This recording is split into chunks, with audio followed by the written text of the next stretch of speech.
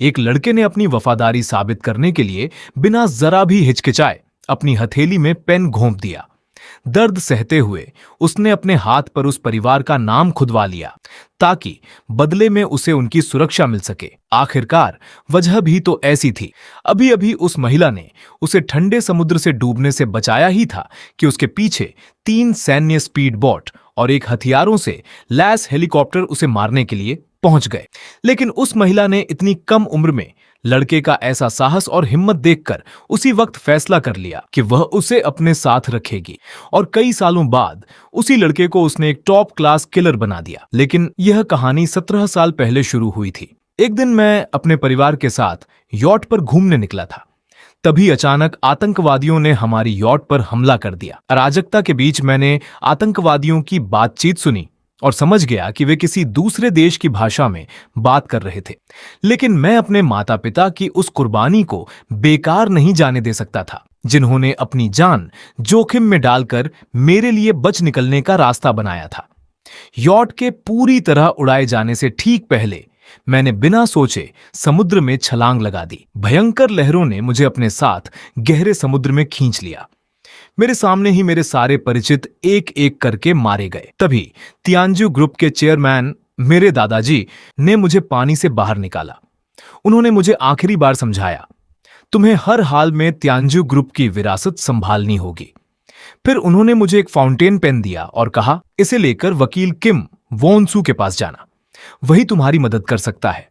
किसी पर भरोसा मत करना। देश वापस पहुंचते ही सीधे किम वकील को ढूंढना।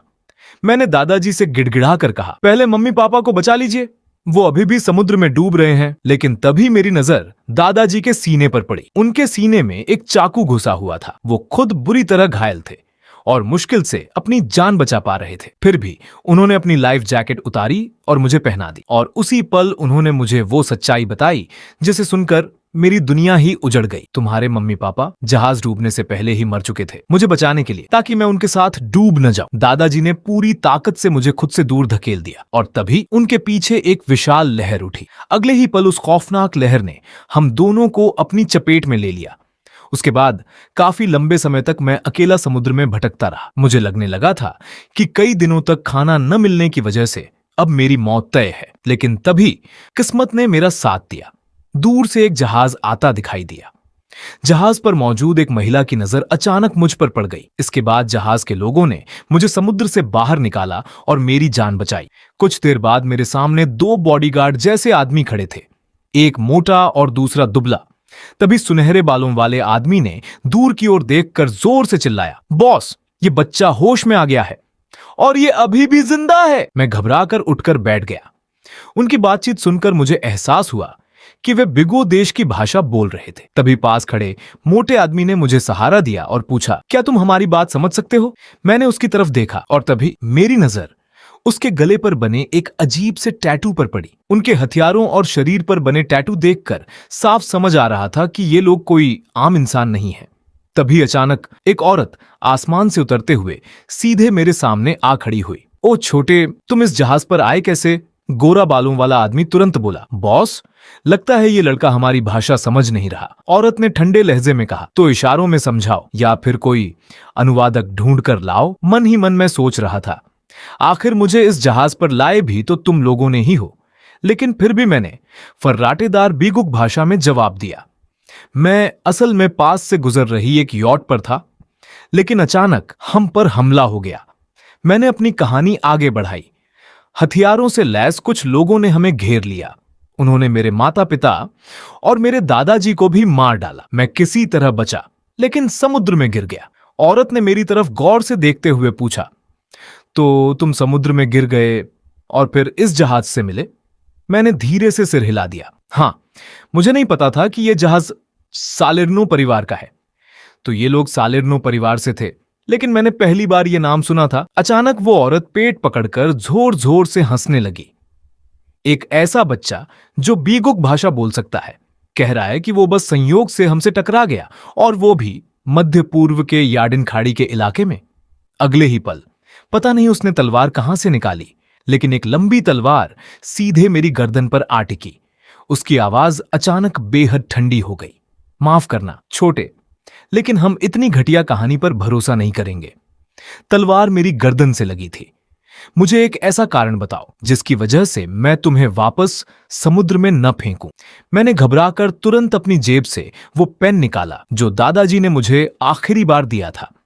मैंने उसे कसकर पकड़ते हुए कहा, मैं बीगुक के सबसे ताकतवर उद्योगपति तियांजियो ग्रुप के चेयरमैन चेन शिहाओ का पोता हूं। मैंने एक पल रुककर कहा, और उनके तीसरे बेटे चेन श्योह्युक का सबसे बड़ा बेटा भी। मेरी आवाज में डर था, लेकिन मैंने खुद को संभाले रखा। मुझे समुद्र में वापस फेंकने के बजाय अगर आप मुझे उस ग्रुप को सौंप दें तो शायद आपको उससे कहीं ज्यादा फायदा मिल सकता है। मेरी बात सुनकर रेगिना कुछ पल के लिए बिल्कुल स्तब्ध रह गई, क्योंकि तियांजियो ग्रुप बीगुक की सबसे ताकतवर कंपनियों में से एक था और मैं उस परिवार का अपना खून था।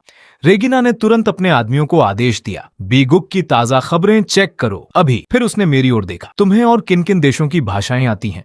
मैंने बिना झिझके वो सारी भाषाएं गिना दी जिन्हें मैं बोल सकता था। लगभग हर आम भाषा की मुझे बुनियादी जानकारी थी। तभी उन दो मोटे आदमियों ने आखिरकार तियांजियो ग्रुप से जुड़ी खबरें खोज निकाली। बॉस, मिल गया। खबर साफ थी, तियांजियो ग्रुप के चेयरमैन और उनके तीसरे बेटे का पूरा परिवार लापता है और ये खबर इस समय बीगुक में हॉट सर्च पर थी। रेजिना ने मेरी तरफ देखा और पूछा, अगर तुम्हें बीगुक में किसी से संपर्क करना है तो हम किसे फोन करें? मेरे दिमाग में तुरंत दादाजी की आखिरी हिदायत गूंज उठी, इस पेन को लेकर गोल्डन वाटर लीगल फर्म के वकील किम वोनसू को ढूंढना। मैंने जल्दी से कहा, मेरे परिवार को फोन मत करना। मैंने गहरी सांस ली, बस मेरी मदद करो, किसी और शख्स को फोन करो। शायद दादाजी ने पहले ही सब कुछ सोच रखा था और अब मेरी जिंदगी का अगला अध्याय उसी एक फोन कॉल पर निर्भर था। उसी दौरान देश के एक शहर में रात के 1:12 हो चुके थे। तभी वकील किम वोनसू को अचानक एक फोन आया। सामने वाला खुद को विदेश में बता रहा था, इसीलिए उसने विदेशी भाषा में बात शुरू की। उसने पूछा, क्या मैं वकील किम वोनसू से बात कर रहा हूं? फोन करने वाला कोई और नहीं बल्कि रेजिना थी। उसने किम वोनसू को मेरी तस्वीर भेजी और पूछा, क्या आपको चाहिए कि हम इस लड़के को वापस आपके देश भेज दें? किम वोनसू आराम से शराब पीते हुए बोला, तुम लोग बदले में चाहते क्या हो? रेजिना ने शांत आवाज में कहा, फीस होगी $1 करोड़। पनामा नहर के पास रोज पाइन माओ इलाके में कैश में लेन देन होगा। समय सीमा 24 घंटे है और सौदा आमने सामने होगा। किम वोनसू ने माइक उठाया और ठंडी हंसी के साथ कहा, $10 लाख। अगर तुम उस लड़के को खत्म कर दो तो मैं तुम्हें $10 लाख दे सकता हूं। उसकी आवाज अचानक बेहद सख्त हो गई। ध्यान से सुनो कमीनी, 5 मिनट के अंदर उसे खत्म करो और मुझे वीडियो भेजो। वीडियो मिलते ही मैं तुम्हें तुरंत $10 लाख दे दूंगा। रेजिना ने पूछा, लेकिन अगर उसे मारने के बाद तुमने पैसे देने से इनकार कर दिया तो? किम वोनसू ठंडी आवाज में हंसा, तुम होती कौन हो मुझसे शर्तें लगाने वाली?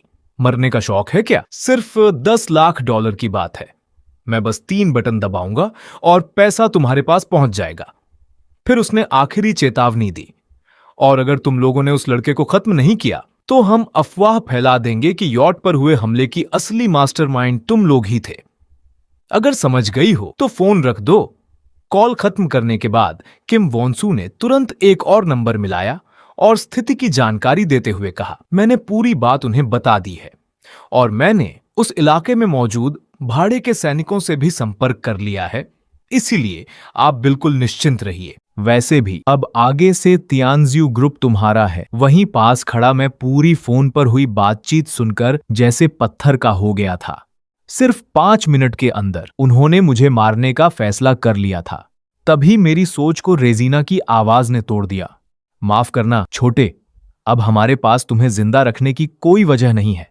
मेरे पीछे खड़े मोटे आदमियों की जोड़ी ने अपनी बंदूकों में गोलियां भर लीं। मैंने कांपते हुए उनसे मुझे छोड़ देने की गुहार लगाई।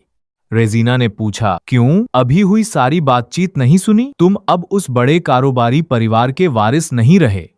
मुझे पूरा यकीन है कि अदेश में तुम्हारे परिवार का अंतिम संस्कार तक तैयार किया जा चुका होगा। शुरू से ही उनका मकसद सत्ता हथियाना था। इसी वजह से उन्होंने तुम्हारे पूरे परिवार को खत्म कर दिया। हमारी दुनिया में ऐसी चीजें आम हैं, इसीलिए मैं इसे अच्छी तरह समझती हूं। मैंने रेजिना की हर बात साफ साफ सुनी, लेकिन फिर भी समझ नहीं पा रहा था कि आखिर मेरे रिश्तेदार मेरे पूरे परिवार को क्यों खत्म करना चाहते थे। मैं डर के मारे बुरी तरह कांपने लगा, लेकिन मुझे क्या पता था कि रेजिना सिर्फ मुझे डराने के लिए जानबूझकर ऐसा कह रही थी, क्योंकि उसे मेरा डरना मजेदार लग रहा था। मैं बड़ी मुश्किल से जिंदा बचा था, फिर आखिर मुझे ऐसी जगह पर क्यों मरना पड़ेगा। त्यांजियो को आखिर चाहिए क्या था? उस पद के लिए उन्होंने दादाजी, पापा और मां तक को मार डाला। तभी अचानक एक आदमी ने दरवाजा धक्का देकर खोला और घबराते हुए चिल्लाया, बॉस, हम पर हमला हो गया है। दुश्मन के पास 3 स्पीडबोट हैं और एक हथियारों से लैस हेलीकॉप्टर भी, सभी पूरी तरह हथियारबंद हैं। वे रेडियो पर भी जवाब नहीं दे रहे और लगातार इसी लड़के को ढूंढ रहे हैं।